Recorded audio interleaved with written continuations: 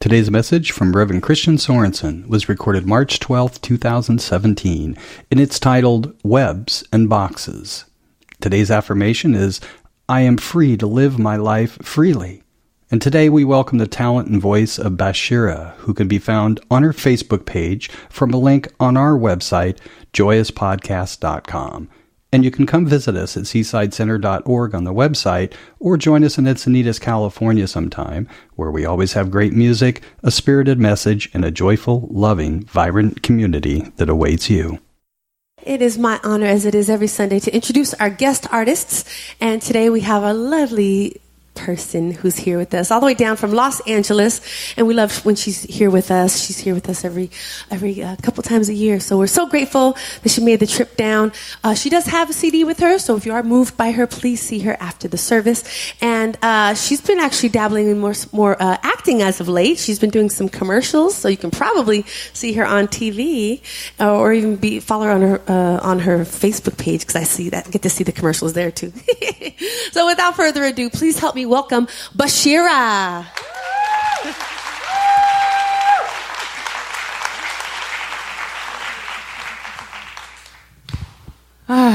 My darling, darling Seaside. Love me some Seaside. So, just bouncing right off of the amazing work you guys have done in Africa, I'm actually going to sing a song from West Africa, Nigeria to be exact. And in this song, we are saying that God is the ultimate authority in our lives. And it will be sung in Yoruba.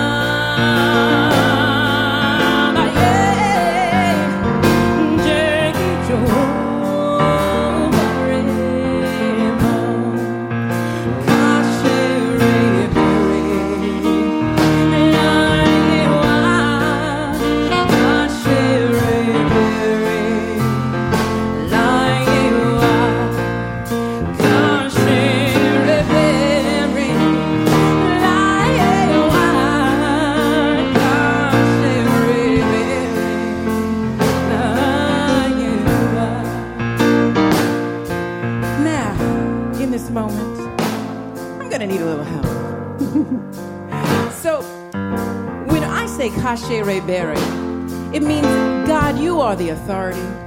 And you guys are going to say, La Ye Wa. It means in our life. All right? How about we give him some practice? B-section. Here we go. Kashe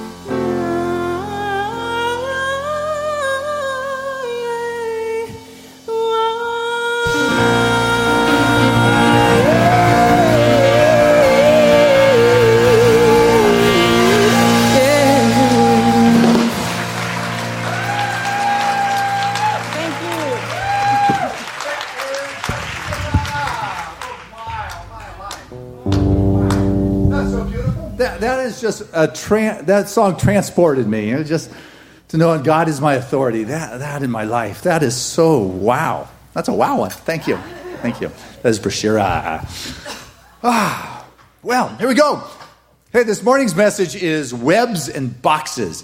You ever hear, the tangled webs we weave? The tangled, how we have gotten stuck in the webs and the stories that we have told or are involved with in our life. Or the boxes we have boxed ourselves in life, that we have boxed ourselves into a situation, and now, I'm like embarrassed to step out of it, or I'm, something strange about coming forth or fessing up, and so I find myself in a box. And so this morning I'm hoping to get us out of that box or those webs we have found ourselves stuck in. And so one of the first stories that came to me in working with this was when I was a little kid.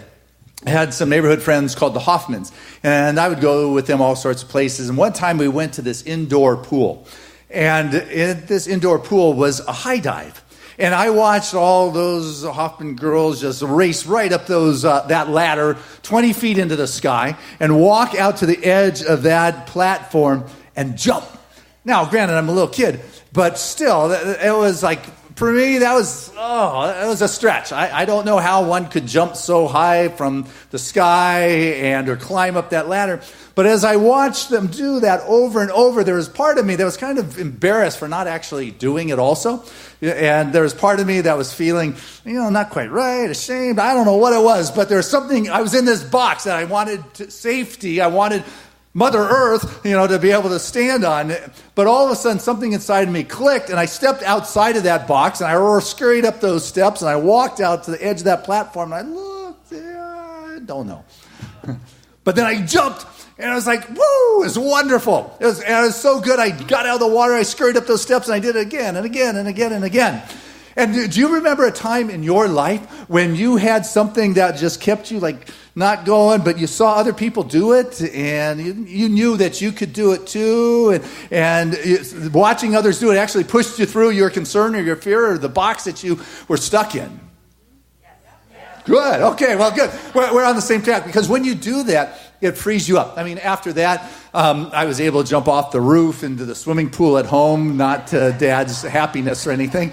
But, I was able to jump off cliffs into rivers below and rocks into the ocean. And all of a sudden, I began to stretch. And as we are willing to move through something, and sometimes it takes seeing somebody else do it that inspires us. I can remember the first house I bought. I so wanted it, and I saw others doing it. And then I knew I could do it. Maybe a business, you've dreamed of having your own business. You saw others do a business, and all of a sudden you decided you could do it too, or investment, or a relationship, or whatever it is. All of a sudden something pulls you from the stickiness of the web that has kept you in your fear and your anxiety. And so what's valuable about that is say, hey, I'm stuck here. It's called owning your story. Brene Brown, remember last year we did a whole series on Brene Brown's book, The Gifts of Imperfection. She wrote,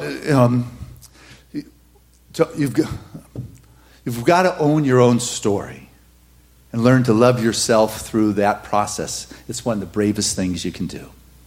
When you can learn to own your own story and love yourself, that's the key. Can you love yourself? Can you like yourself? Can you appreciate yourself through the process of coming out of the stickiness, of the yuck, shaking off some of that stuff? Can you love yourself through that process? That's one of the bravest things we can do, because I'll tell you what, I know you can do it. This morning I invite you to take a look at something you'd like to be doing, but, I know you can do it. Barbara DeAngelis shared a fun story about a lamp, an exquisite, expensive, beautiful lamp. The lampshade made and sewn in Paris out of raw silk. The lamp itself sculpted out of crystals and jewels, and the bulb was it was a new invention, and its luminosity was just a healing kind of vibe, and it was just magical. And it sat on someone's desk, and they began to wonder if it wasn't quite right. It wasn't really working. It wasn't living up to the bulb being able to heal and do this magic and all those kinds of possibilities. And then they realized, you got to plug it in. Well, I want you to get, you are that exquisite lamp. You are that beautifully crafted expression of the divine, But you've got to plug yourself in if you want the light to go on, if you want to shine bright. You have been made and crafted by the hand of God itself. But so often we forget to plug into the Spirit. We are stuck in our box and forgetting that there is light and greater possibilities outside because we're caught up in our own story. And we're forgetting, and as you forget, it just gets older and bigger, the walls. And I grew up in this house as a kid. It was a beautiful house. It was like one of the first farmhouses built out in the San Fernando Valley area around the turn of the 20th century. And it was a house that was actually made with 2x4s, not the kind you buy at Home Depot now, but ones that were really 2x4, and they were thick, and they were raw wood, and there was no drywall in the house. It was all lattice and plaster against chicken wire. Man, this house was solid. It was pointed roofs and peaks and barn, and it was just holds wonderful memories. My parents lived there for more than 40 years. There were parties there, Christmases were there, pool parties in the summertime. It was absolutely great. And the wiring of that house from the turn of the century was from the turn of the century. Which means that we have two air conditionings going on at the same time, and then you turn on a light, boom, off it goes. Boom, gone. It's like, then you got to go out and do something with the circuit out there, and then, you think you get it going, and you got a refrigerator going, and then the outside refrigerator, because you got a bunch of boys, and then you got the freezer for the food to feed them all, and then you turn on a vacuum, which boys don't do, and boom, there goes the breaker, and it snaps. And it's like, it didn't work very well. It's until we had our neighbor, Mr. Fredericks, the electrician, come over and change out, the electrical, and then it worked fine. But when it wasn't working, I want us to get that there was as much power coming to that house as there was to any of the other houses. There's as much power coming to that house when it wasn't working as to after it was working, but the wiring wasn't efficient to handle the voltage or the energy to move through it. What I want us to understand is you've got as much God and power and essence and life force coming to you right now, but the wiring has got to be working. Your circuitry has got to be updated. You've got to be a place in which that Spirit can move through, because that, you can call it voltage if you want. It is the life energy. It is the life force. It is the light. It is the Shakti, the Chi, the absolute, the infinite. It is at the house of your being saying, let me in. I want that lamp of your being to shine for all the world to see. But you got to let go of being stuck in your stories.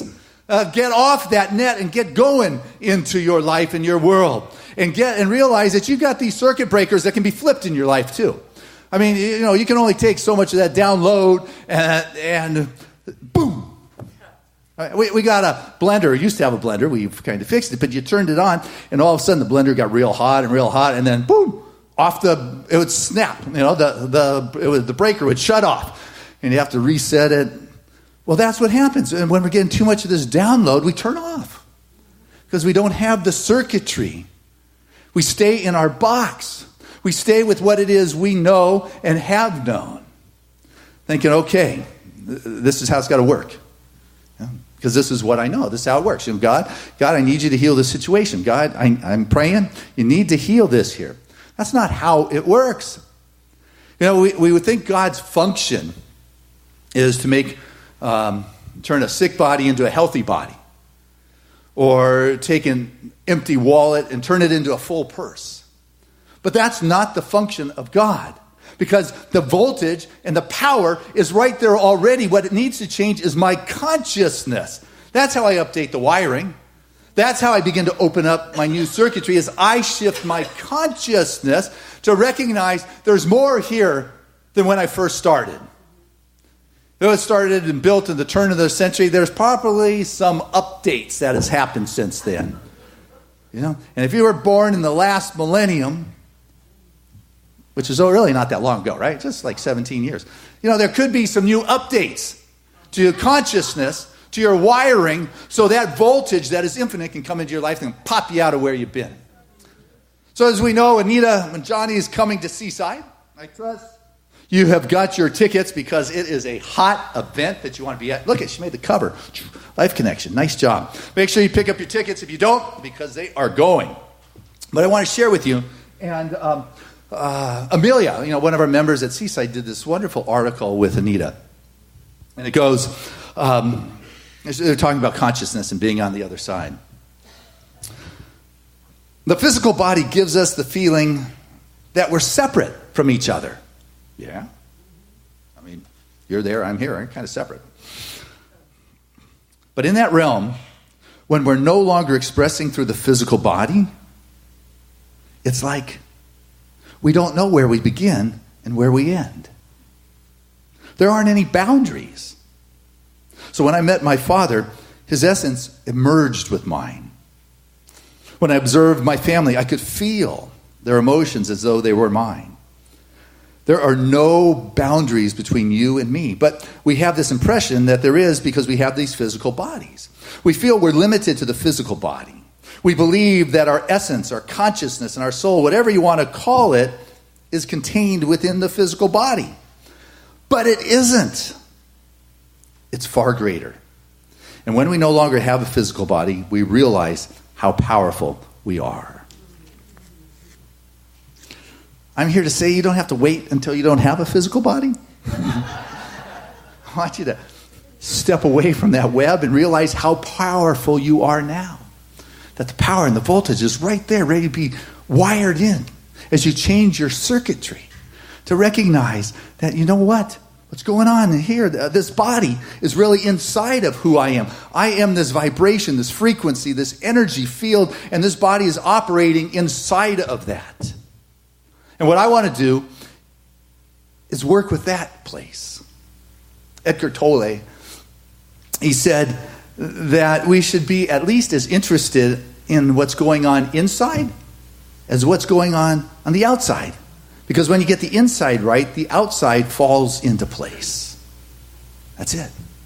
It falls into place. And how do you get it right? You work on your story. And to be able to be honest about your story, it takes a lot of courage. It takes a lot of courage to be able to say, this is who I am. This is who I am, and this is my story, and this is where I've come from. And this is what I'm up against. And to be able to love yourself in that process. I mean, that's where our self-worth is. So I started. It's about loving yourself in this process. Because I'll tell you what, we're living within inside of our own fable. And not necessarily our fable. It's the fable that has been structured and given to us. And, and the fable is something like... good boys and girls behave like fill in the blank. That's the fable, a story we're living inside of. To behave means I've got to censor what it is I feel, or what it is I'm thinking, or what's going on in my true soul expression. I've got to censor that because then I'm not behaving. Or another fable would be the one that to be successful means, money, titles, accomplishments. Another one might be sickness is weakness. Another could be our crisis of faith. If I begin to question what's going on, I don't really believe this in my soul because I wouldn't be questioning my faith. And all of a sudden, as we begin to run these kind of questions and these things, it allows us to become even more stuck. And so I've got an assignment for you. Your homework, if you would. And that is, I want you to ask yourself, what fable are you living that you're not really matching with? You know that? So what fable are you living where you're not really living in a match with it? And if you want to take it a little bit deeper in your homework, ask yourself, who do you feel you're disappointing? That's pretty good stuff. It's like you don't just come for Sundays. I'll give you stuff to take home for you. Because I'll tell you what, we're operating in the sense that, if I'm not operating from this sense of worthiness, I'm operating from, I'm stuck in this web. And if I'm not conscious in owning my story and guiding myself, compassionately out of that, the shame begins to show up in our life. And shame is that, I'm not good enough. I'm no good. The shame has been put upon us that we have accepted in our life. And there's a big difference between guilt and shame. Guilt is I did a bad thing. Shame is I'm a bad person. There's a significant difference. And Brene, she wrote about, a women's web of shame is one of competing and conflicting expectations. And men's box is that they will be perceived as weak or criticized or ridiculed. And all of a sudden, when we begin to operate from this kind of position, we allow ourselves to become more entangled in that web. We allow ourselves to become more boxed in rather than coming to the edge and jumping off, rather than looking out and seeing other people being able to accomplish that which is stirring in our heart and our soul. We allow ourselves to go further and further down that rabbit hole and become more entrenched and stuck. We've got to own our story by being truthful and saying, this is who I am, and this is where I'm coming from, and this is what I am facing, and I'm loving myself in this process. I like myself even as I'm going through this, and as I'm willing to own my stuff and why I am found myself boxed in. I want us to get that's not the final chapter. I'd like to say then it's all over. It just means you're like in the middle of your book or your journey. That's all it is. But your visions and your direction and your new story takes on a whole new trajectory that's coming from a place of wholeness. It's coming from a place of love. It's coming from that mountaintop that has a greater vision, from that elevated perspective that can begin to see how it's all playing together and coming together in your life, which is why I'm always like, get to that mountaintop view. Spirit is knocking at your house, your body, saying, let me in, but you're the one who needs to change the consciousness, which aligns the alignment or the wirement or the circuitry of and you do it by that love of yourself, because we all run into conflicts in our life. We run into resistance. I love what Henry Ford said. He said, if you find that you're always running into resistance, remember, planes always take off against the wind, never with it. If you find you keep running against things in life, remember, that is what it can be your trajectory into something greater.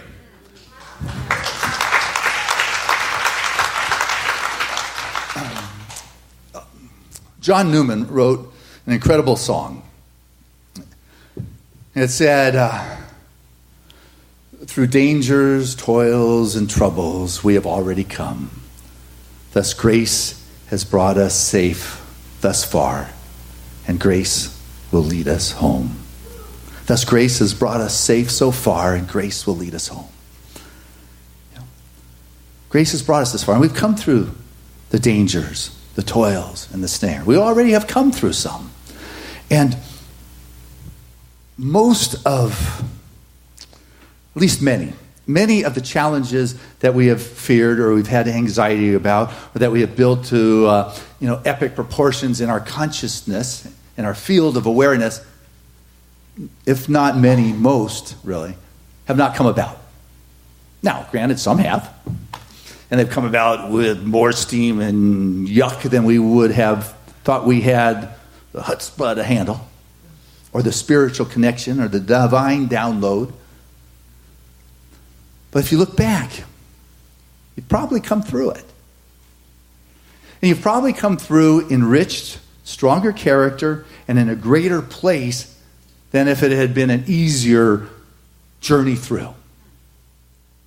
It was something that allowed you to delve within inside your being and create a greater vortex or space for a wisdom to show up in a way that hasn't happened heretofore. It hasn't happened or transpired, but there's something inside of you that turned to that. That is what is available to you, but you got to be open to it. Emily Dickinson, American poet, she said, the soul should leave their door ajar and welcome the ecstatic experience. Right? The soul should always leave the door ajar and welcome the ecstatic experience. That's something that is beyond what it is I knew. Something that is that needs a larger circuitry to show up in our life. A greater answer, a greater way through, a brighter light. Because I'll tell you what, you've been equipped. You are golden. You've been crafted by the hand of God. And there's something inside of you that knows there's greater power wanting to show up in your life, doesn't it? Ernest Holmes did too. He wrote in his last epic poem that he did with his brother Fenwick. It's called The Voice Celestial. It says, I stood upon the shores of the larger life, and I heard its selling tide. I felt its lapping waves upon my feet. Uninvited, the unknown became the known. The invisible was seen. And a voice spoke, and I heard it. Beyond all reason thought, it spoke a language that feeling, and only feeling, can interpret. But real, oh, so real. Elusive, fluidic, but substance of all substances. Illumination came.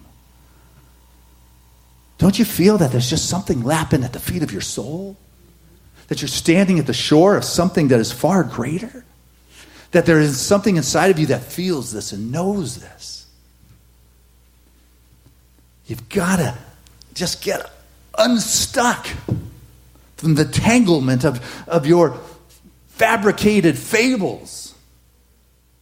Those things that have boxed you in, those stories that have limited you, and you do that by rearranging the story with love for yourself and for anything else that has shown up in your life that doesn't look like it in that spot. There was a movie, actually it was a redo of a movie. So it's a movie of a movie. You may remember it, as a while back. It's called Bedazzled.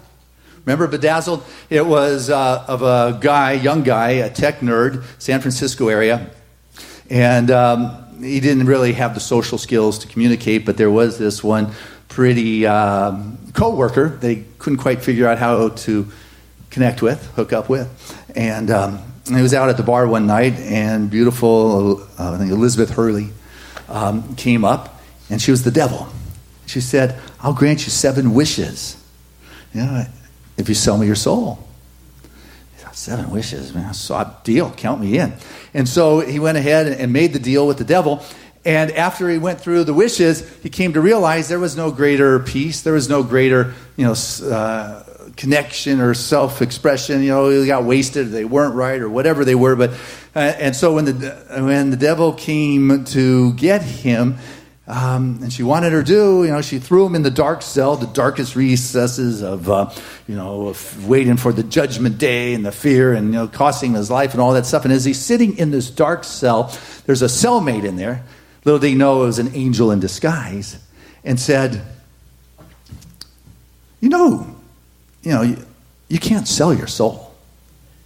Your soul doesn't belong to you. It belongs to God. And you can't sell that.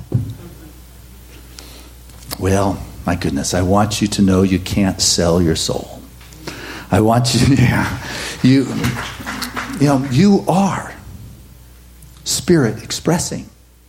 As Anita was talking about, there's really no separation. When that's gone, you're one with the feelings. You're one with that larger vista that Ernest was talking about. You're one with the chi, the shakti, the light, the energy, the absolute, the power. You're one with that. You are part of that. And the way you change the circuitry so you can know that is that you've got to choose love over fear. When you choose love over fear, then the only thing left is heaven. And so love is what transforms the fear and the anxiety and the concern about coming out to the edge and jumping. It transforms the fear of coming outside and going beyond the box that you have allowed yourself to live within in your life. And as you begin to go for that in your life, the world will open up in ways, and it doesn't matter what mistakes you have made, how dismal, how dark, how horrible. The slave trader who had an awakening and realized the dignity of all living souls, who wrote the incredible song, Amazing Grace, that thus grace has brought us safe thus far, and grace will lead us home. We've got to remember that grace will lead us home, no matter what it is, but it comes by owning your story and loving yourself in the process that will remove you from the entanglements and the boxes that you have put yourself in. And the way you do that is you change that consciousness by bringing more love in. It's plugging in the light, and you'll find your circuitry will be able to handle a greater voltage than ever before. God bless you as we do that.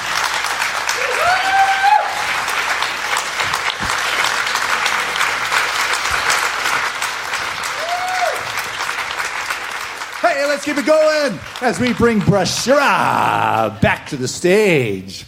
Speaking of light. Thank you. Awesome. I am still in the flow of that amazing talk. And I love that we're talking about light because this next song is actually an original song by myself, and it is called I Am the Light of the World.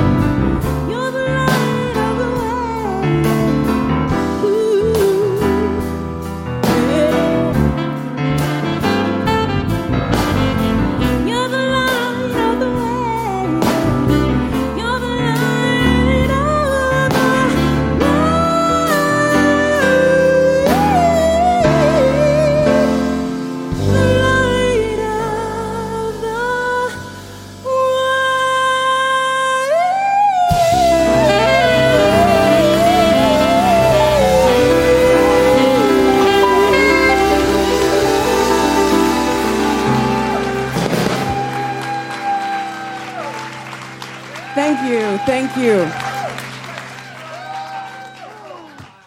Hello, this is Christian, and if you've been enjoying Joyous Podcasts, I encourage you to support us so we can continue to be here. Your gifts is what allows this to continue to be made available for free for everyone. It now goes to more than 55 countries around the world, and it's because you have taken advantage of the opportunity to go to Joyous Podcasts and make a financial contribution. And because of that, you have made a difference. Your gifts make it possible for us to continue sharing this freely. Share this with your friends and have them go to joyouspodcast.com. Joyous blessings to you.